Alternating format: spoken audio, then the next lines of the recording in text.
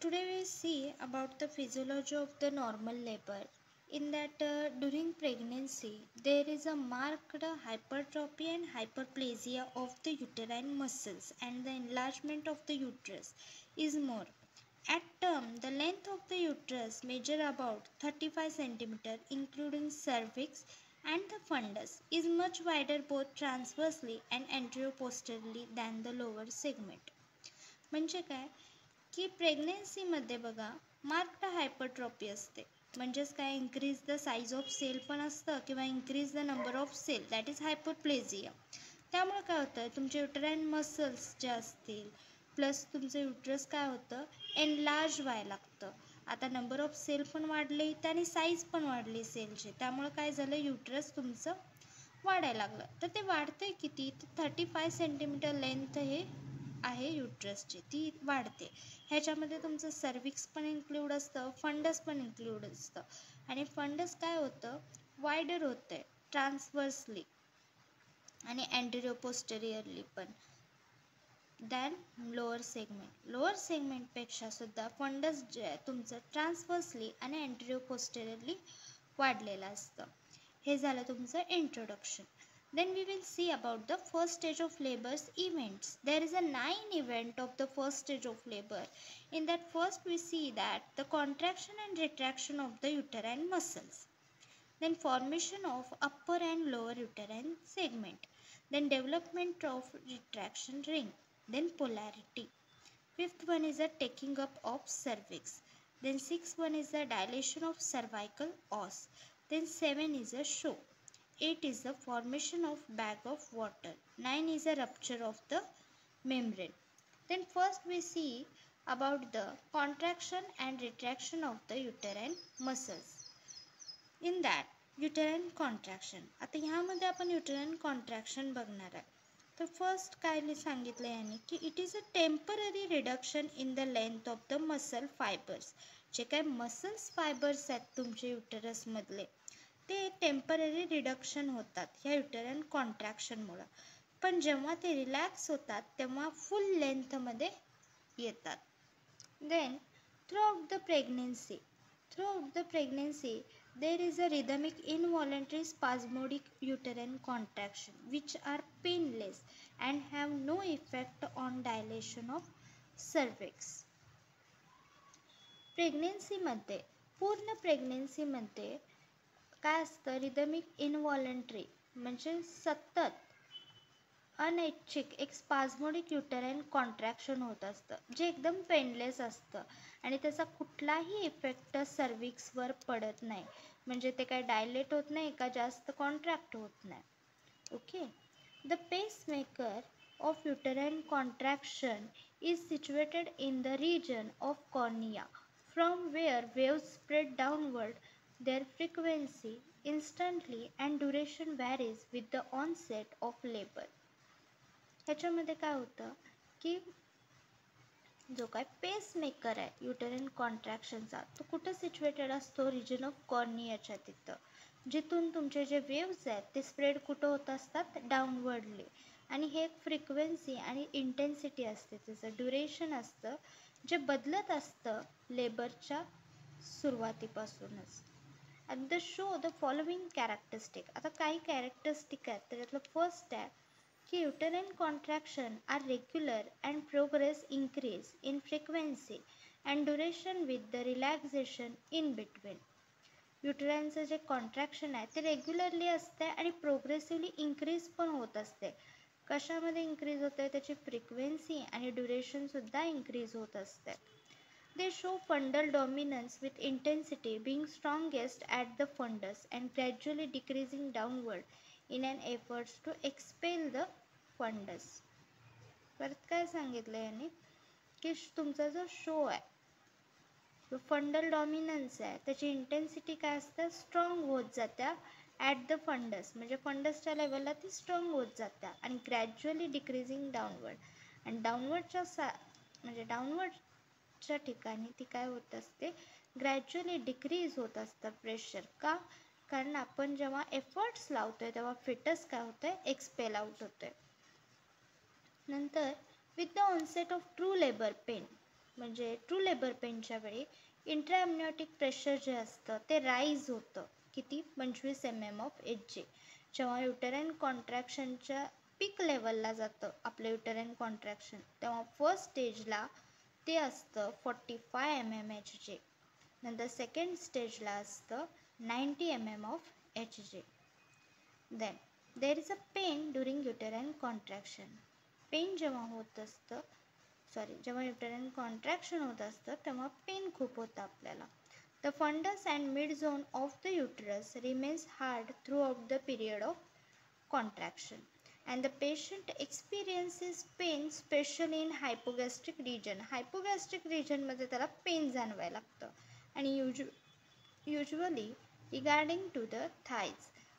हायपोगॅस्ट्रिक रिजनमध्ये पेन जाणवायला लागतं आणि ते युजली कुठंपर्यंत जाणवायला लागतं? आपल्या मांडीपर्यंत जाणवायला लागतं. And it's pain in labour area, आणि लेबर एरियामध्ये सुद्धा तिला पेन जाणवायला लागतं. The cause of pain in labour area. In that first is a myometrium during contraction. जेव्हा कॉन्ट्रॅक्शन होतं तेव्हा मायोमेट्रियम लेअरमध्ये आपल्याला पेन व्हायला लागतं. Peritoneal stretching over the fundus. जे काय आपलं आउटर लेयर आहे, पेरिटोनियम कॅव्हिटी आहे, ती काय होते? स्ट्रेच होते, त्यामुळे आपल्याला पेन जाणवतं. Cervical stretching during dilation. During dilation म्हणजे काय? डायलेशनच्या वेळी तुमचं सर्विक्स जे होतं ते स्ट्रेच होतं, तिथले मसल्स स्ट्रेच होतात, त्यामुळे तुम्हाला पेन जाणवतं. Then pressure on the nerve ganglion in the cervix. तुमच्या सर्विक्समध्ये जे काही नर्व गँग्लियॉन आहेत त्याला प्रेशर येतं, त्यामुळे तुम्हाला काय होतं? पेन जाणवतं. At the beginning the duration of contraction is about 30 second. तुमचं कॉन्ट्रॅक्शन किती असतं? 30 सेकंड असतं बिगिनिंगला. पण जेवढं टाईम पुढं जाईल, that is gradually it increases in duration with the progress of labour and last much longer the second stage. Second स्टेजला हे पोचतं. In that there is a 3 contraction. First is a mild contraction, second is a moderate contraction, and third is a strong contraction. This mild contraction is 30 seconds and interval is a 15 to 30 minutes, and the woman has strong sense of elation and contentment. In this period the woman feels like a happy. म्हणजे काय? Mild contraction हे 30 सेकंडसाठी येत असतं आणि त्याचा gap किती असतं? 15 ते 30 मिनिटांनी. म्हणजे 30 मिनिटांनी परत 30 सेकंड कॉन्ट्रॅक्शन जाणवतं. ओके, परत रिलॅक्स होतं, परत कॉन्ट्रॅक्शन जाणवतं, परत 15-30 मिनिटाचा ब्रेक, परत कॉन्ट्रॅक्शन. ह्याच्यामध्ये वुमन्स जे असते ते स्ट्रॉंग सेन्स असतं तिला हॅप्पी फील होत असतं.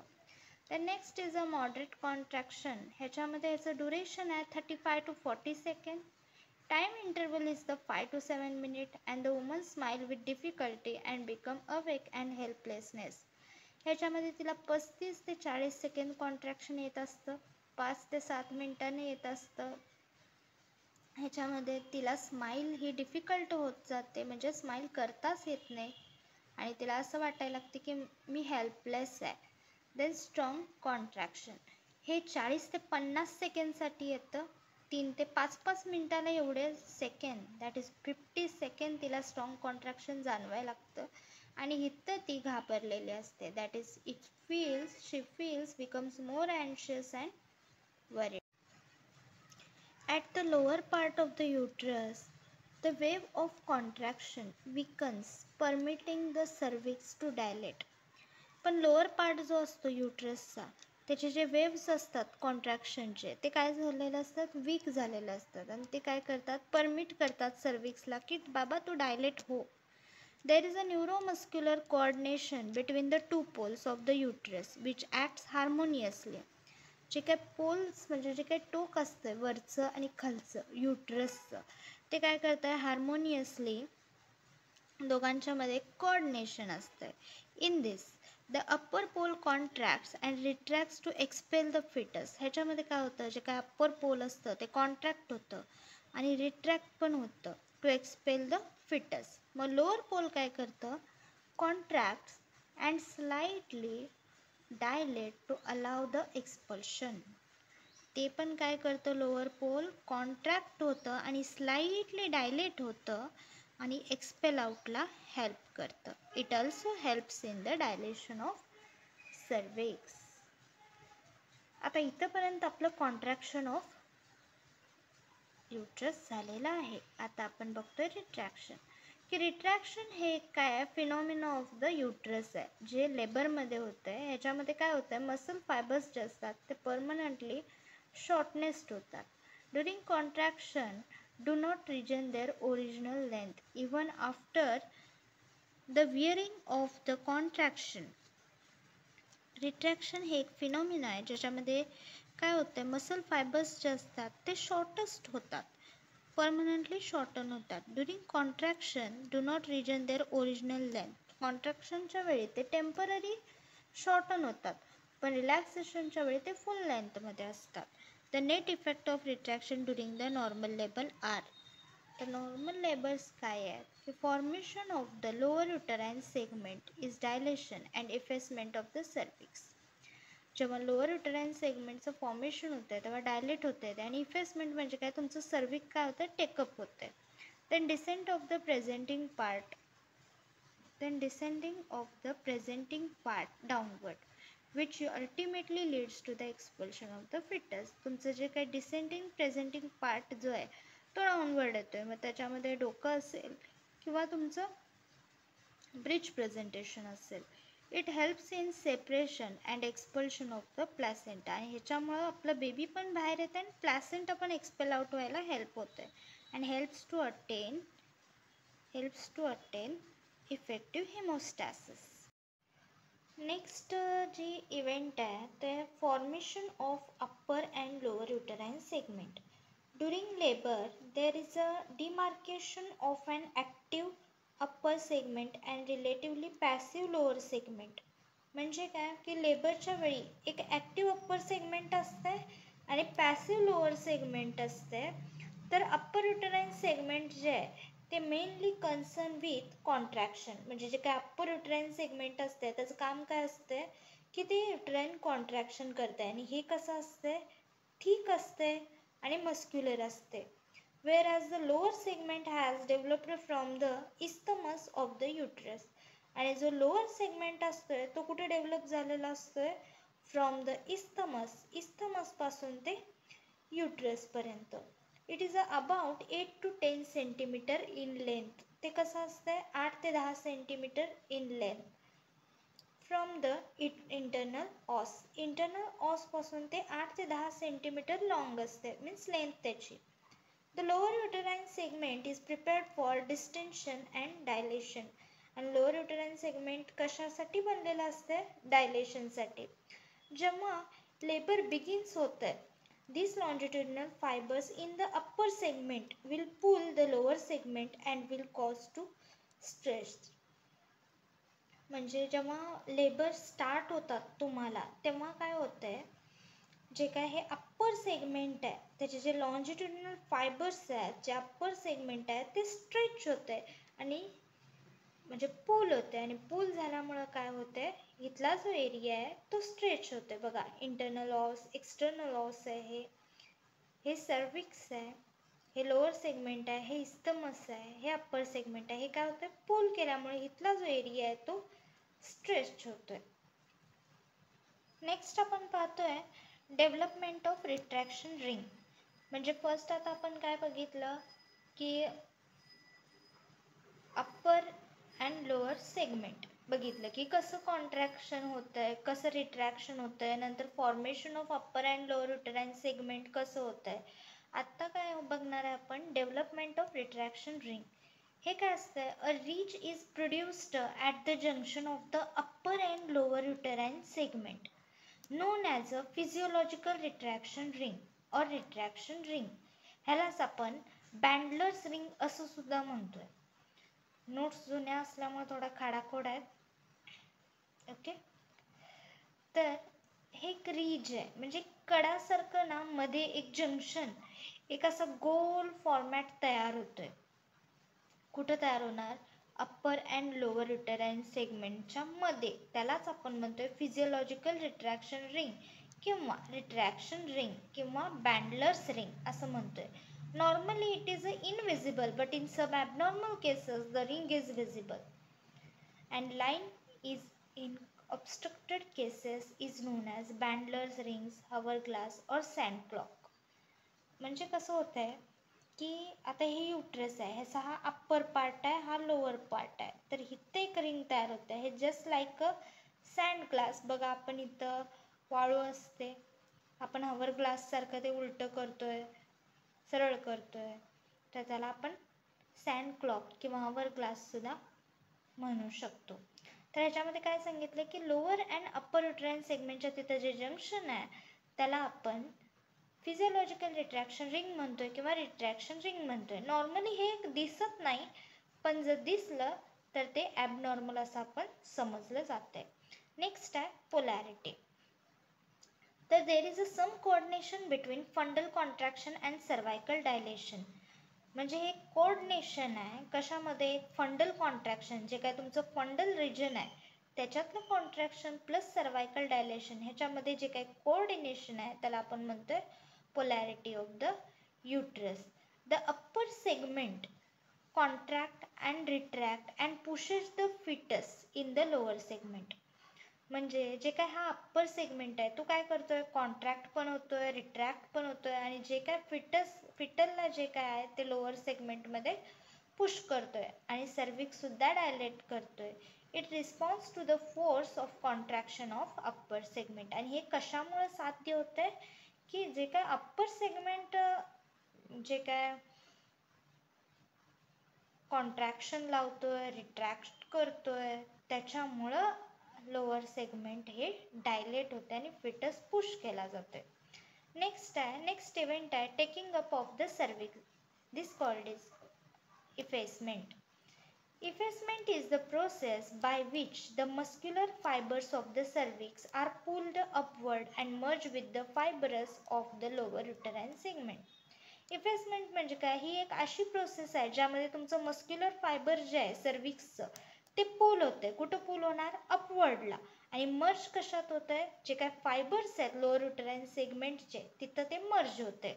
प्रेमिग्रॅव्हिडामध्ये काय होतं आहे, the cervix will not dilate until effacement. प्रेमिग्रॅव्हिडामध्ये जोपर्यंत इफेसमेंट होत नाही, म्हणजेच काय मर्ज होत नाहीत फायबर्समध्ये लोअर सेगमेंट, तोपर्यंत किंवा अपवर्ड होत नाही सर्विक्स तुमचं, तोपर्यंत सर्विक्स डायलेट होत नाही. त्याच्यामध्ये फर्स्ट आहे तुमचं द लॅटेंट फेज. आता the period of effacement which begins with the onset of labour and ends when the cervix is 3 centimetre dilated. इफेसमेंटची फर्स्ट स्टेज कोणती आहे, लॅटेंट फेज. ह्याच्यामध्ये काय होतं आहे, ऑनसेट ऑफ लेबर म्हणजे सुरुवातीचं जो काय काळ आहे तिथून ते एंड कुठं होतं आहे, सर्विक्स 3 सेंटीमीटर डायलेट होत नाही तोपर्यंत. In primigravida this phase last for 6 to 8 hours. ही फेज जी पहिल्यांदा प्रेग्नेंट असते, प्रेमिग्रॅव्हिडा म्हणजे पहिल्यांदा प्रेग्नेंट असते, तिच्यामध्ये आपल्याला 6 ते 8 तास बघायला मिळतं. नेक्स्ट आहे active phase. This phase of acceleration and it's much more rapid. He phase कशी आहे, ॲक्सिलरेट होते आणि ही मच मोर रॅपिड, अतिशय गती असते ह्या स्टेजला. It proceeds at a rate of 1 to 1.5 centimetre per hour. ह्याच्यामध्ये डायलेशन किती होतं आहे, 1 ते 1.5 सेंटीमीटर रेट असतोय पर आवरचा.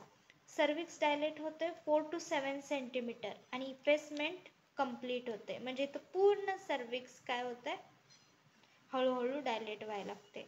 The transition phase. फर्स्ट बघितले लॅटेंट फेज, त्याच्यामध्ये 3 सेंटीमीटर डायलेट होते. नेक्स्ट ॲक्टिव्ह फेज, ह्याच्यामध्ये 4 to 7 सेंटीमीटर डायलेट होते. नेक्स्ट आहे ट्रान्झिशन फेज. ही कम्प्लिटली फुल डायलेटेड असल्यामुळे 8 to 10 सेंटीमीटर सर्विक्स इथं डायलेट होते आणि ह्या स्टेजमध्ये कॉन्ट्रॅक्शन मोर स्ट्रॉंग होत असतात. त्यामुळं काय होतं आहे, तुमचं जे पेल्विस आहे ते डायलेट व्हायला लागतं आहे आणि डिसेंड व्हायला लागते फिटस पेल्विसमध्ये. नेक्स्ट आहे स्टेशन. आता हे काय कोल्हापूर स्टेशन नाही का मिरज स्टेशन नाही, हे आपलं पेल्विसचं स्टेशन आहे. आता हे स्टेशन काय आहे की in order to assess the descent of the fetus in labor, the level of the presenting part is estimated in the relation to the maternal ischial spine. आपल्याला फिमेल पेल्विस माहिती आहे, तर फिमेल पेल्विसमध्ये इस्चियल स्पाइन नावाचा जो काय part आहे ते आपण आता इथं बघणार आहे. The level of presenting part above the ischial spine is termed as a negative station. समजा बाळाचं डोकं जर इस्चियल स्पाइनच्या वरती असेल तर त्याला म्हणायचं minus station. And below the ischial spine is termed as a positive station. आणि समजा त्या बाळाचं डोकं इस्चियल स्पाइनच्या खाली असेल तर ते काय झालं, positive station. If the presenting part is at the level of ischial spine, it is a zero station. आणि समजा बाळाचं डोकं वर पण नाही आणि खाली पण नाही स्पाइनच्या, तर ते बरोबर इस्चियल स्पाइनच्या लेवलला आहे, तर त्याला म्हणायचं झिरो स्टेशन. जर समजा -5 असेल म्हणजे इस्चियल स्पाइनच्या वरतीच असेल डोकं किंवा जे काही प्रेझेंटिंग पार्ट असेल, तर त्याला -5 जर असेल तर त्याला म्हणायचं की इनलेट स्टेशनलाच आहे. आणि जर तो +5 किंवा प्लस साईनमध्ये असेल तर म्हणायचं की हा आउटलेट स्टेशनमध्ये आहे. During the process of labour, the presenting part should have move progressively from negative station to zero station and zero station to positive station. म्हणजे इथं काय सांगितलं आहे की प्रोसेस ऑफ लेबर ही काय आहे की नेगेटिव्ह स्टेशनपासून झिरो स्टेशनवर येते, झिरो स्टेशनपासून पॉझिटिव्ह स्टेशनवर येते. तर हे झालं तुमचं स्टेशन. नेक्स्ट आहे dilation of the cervical os. आता dilation is the process of enlargement of the os in a circular manner. Dilation ही एक अशी प्रोसेस आहे ज्यामध्ये तुमचं जे ऑस आहे ते सर्क्युलर मॅनरमध्ये ओपन होतं. And this is due to upward stretching of lower segment which pulls the cervix and leads to dilation of os. हे कशामुळे होतंय, अपवर्ड तुमचं जे अपवर्ड सेगमेंट आहे ते स्ट्रेच होते आणि लोअर सेगमेंट काय करते, पुल करते सर्विक्सला आणि त्यामुळं डायलेशन ऑफ ऑस होते.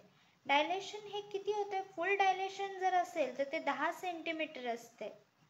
ओके, जर 1 फिंगर इन्सर्ट केलं तर त्याचा अर्थ आहे 1.5 सेंटीमीटर तुमचं सर्विक्स डायलेट झालेलं आहे. आणि जे काय प्रेशर आहे ते बॅगवर येतं आणि बॅग ही काय होते, रप्चर होत असते. नेक्स्ट आहे शो.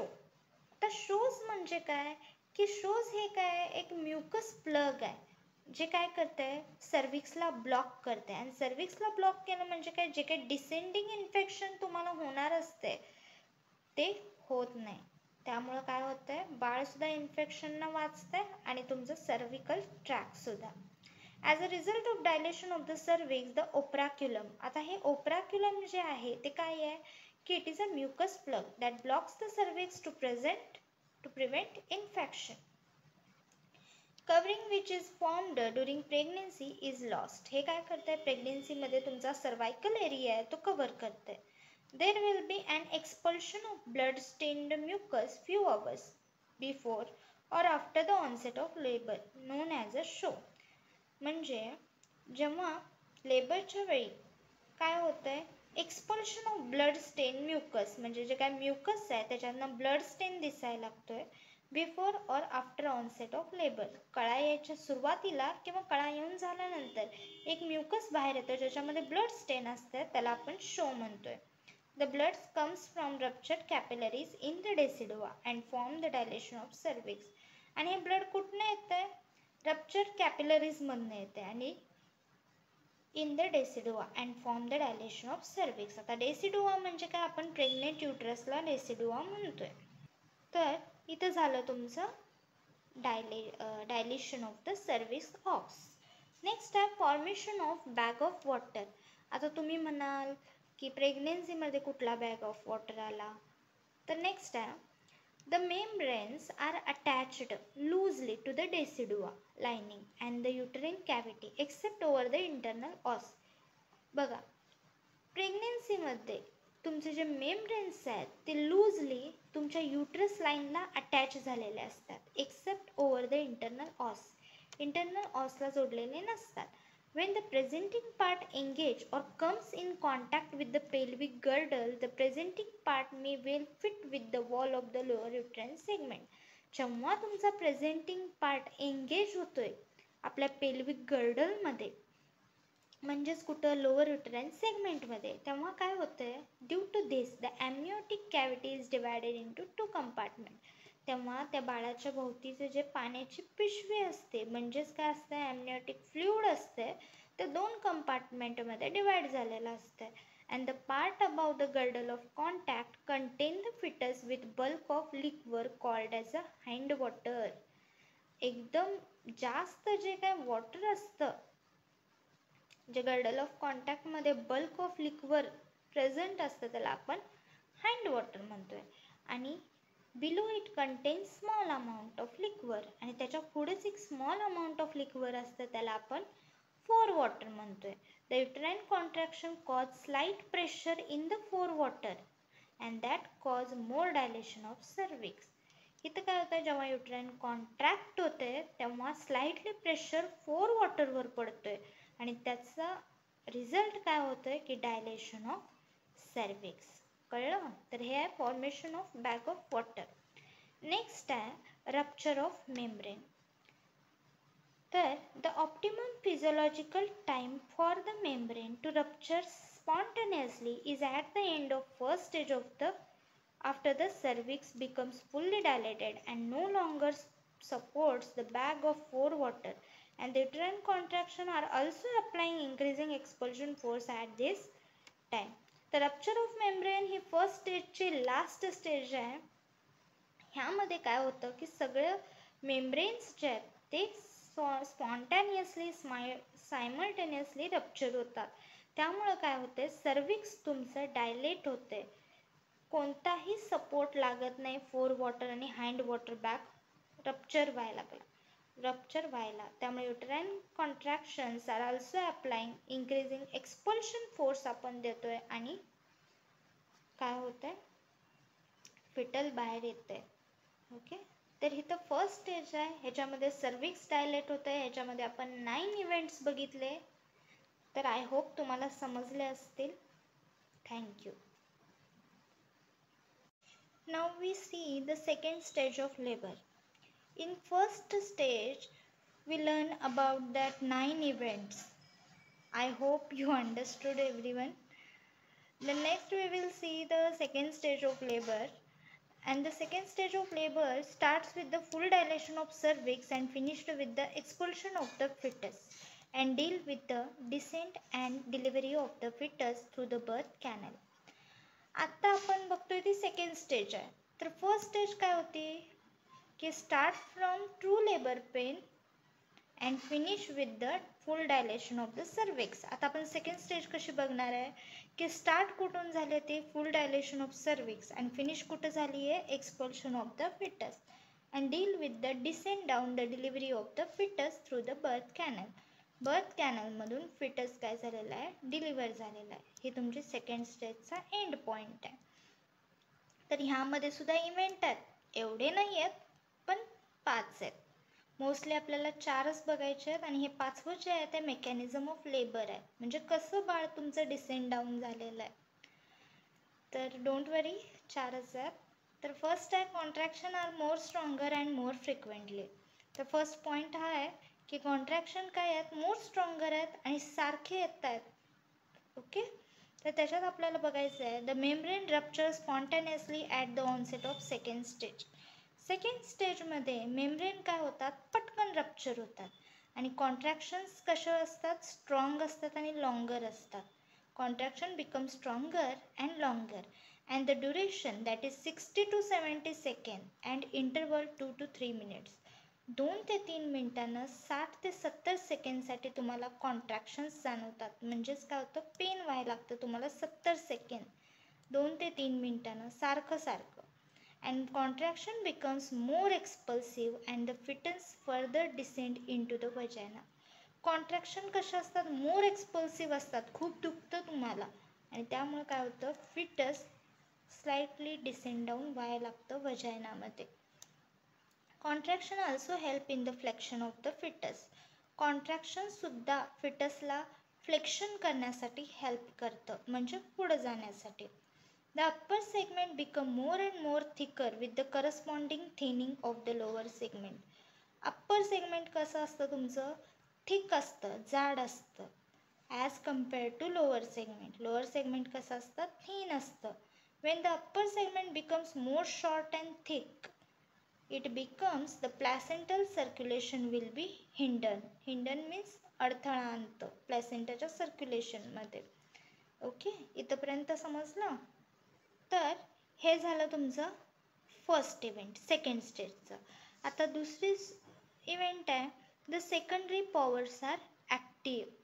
तर abdominal muscles and diaphragm becomes expulsive in action. जे काय तुमचे ॲबडॉमिनल मसल्स आहेत प्लस डायफ्रॅम आहे ते कसे फुल ॲक्शनमध्ये असतात, कारण आता त्यांचं काम आहे. Okay, this expulsive action is known as bearing down or pushing, which can be aided by voluntary efforts of mother, but when the presenting part reaches the pelvic floor and descends, this expulsive action becomes involuntary. जेव्हा तुमच्या pelvic presentation म्हणजे presenting part जेव्हा pelvic फ्लोअरला पोचतोय तेव्हा मदरनं काय करायचं असते, voluntary efforts लावायचे असतात, बेरिंग डाऊन एफर्ट्स लावायचे असतात, पुश करायचं असतं. त्यामुळं काय होतं, तुमचं जे बेबी आहे ते एक्सपेल आउट व्हायला मदत होते. हे तुमचं सेकंडरी पॉवर आर ॲक्टिव्हमध्ये येणार. थर्ड आहे displacement of the pelvic floor. Anteriorly, the bladder is drawn up into the abdomen, and the descent of the fetus head leads to dilation of vagina. Anteriorly काय होतं, तुमचं जे bladder असतं ते drawn up व्हायला लागतं. कुठं, ॲबडॉमिनमध्ये. आणि तुमचं फिटलचं हेड जे असतं ते खाली यायला लागतं. म्हणजेच काय होतं, वजायनाचं डायलेशन होतं. पोस्टेरियरली म्हणजे मागच्या साईडला काय होतं की रेक्टम जे आहे ते कॉम्प्रेस व्हायला लागतं. आणि जर if there is a residual fecal matter, it will be expelled out due to the presence of fetal head. if जर fecal matter असेल त्या रेक्टममध्ये तर काय होतं आहे, ते कॉम्प्रेस झाल्यामुळे ते एक्सपेल आउट होते. फिटल हेड असल्यामुळे ते काय होतं, एक्सपेल आउट होते. हे तुमचं डिस्प्लेसमेंट ऑफ द पेल्विक फ्लोअरमध्ये येणार. नेक्स्ट आहे expulsion of the fetus. Finally your baby comes out. Okay, and that is the good news. The head can be seen at the vulval orifice. External orifice, that is vulval orifice मध्ये तुमचं head काय होतं, दिसायला लागतं. And crowning of head occurs. आणि तुमचं head काय व्हायला लागतं, क्राऊन व्हायला लागतं.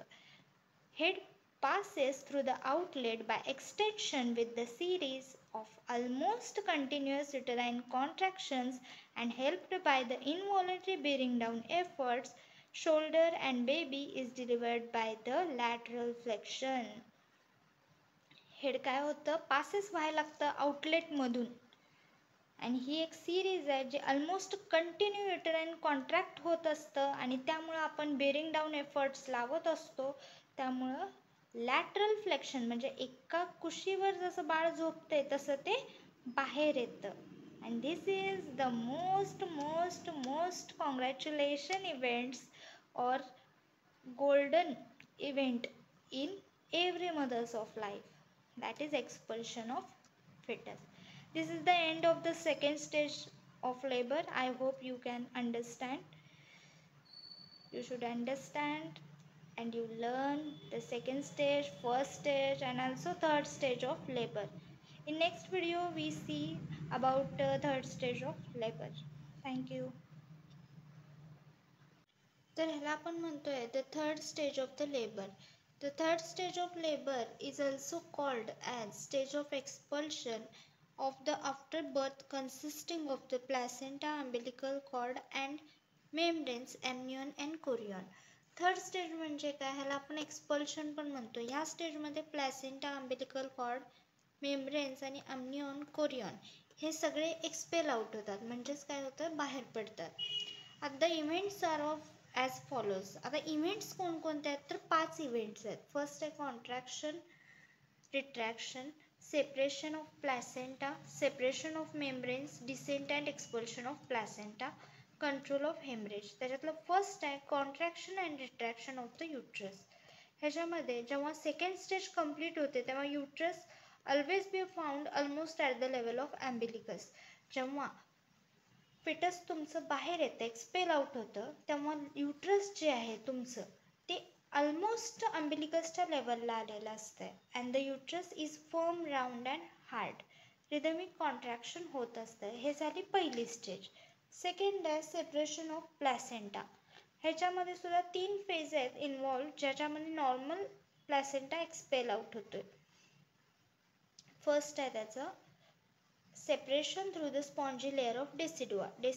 Decidua is a nothing but pregnant uterus and descent into the lower segment and vagina. Expulsion out of a vagina. ह्याच्यामध्ये separate होतं, descend down होतं and the signs of placenta separation. The uterus becomes smaller, harder and globular or spherical in shape. कसं ओळखणार placenta separate झाले की नाही, तर त्याचे science आहेत. तर ह्याच्यामध्ये युट्रस काय होते, स्मॉल होतोय, हार्ड होतोय, ग्लोब्युलर शेप किंवा स्पेरिकल शेपमध्ये येतोय आणि सुप्राप्युबिक बल्ज मीन्स एक फुगवटा टाईप ते बल्ज होते. Sudden gush of blood gush होत आहे वजायनामधून.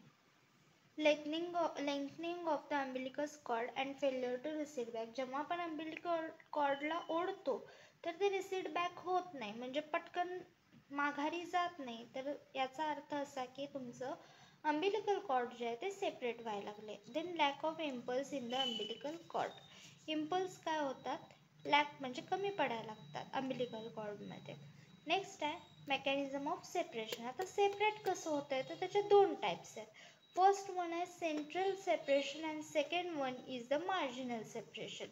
First one we see that the central separation. In this method the detachment of placenta from its uterine attachment start at the center. Center पासून काय व्हायला लागते ते detach व्हायला लागते, त्याला म्हणायचं central separation.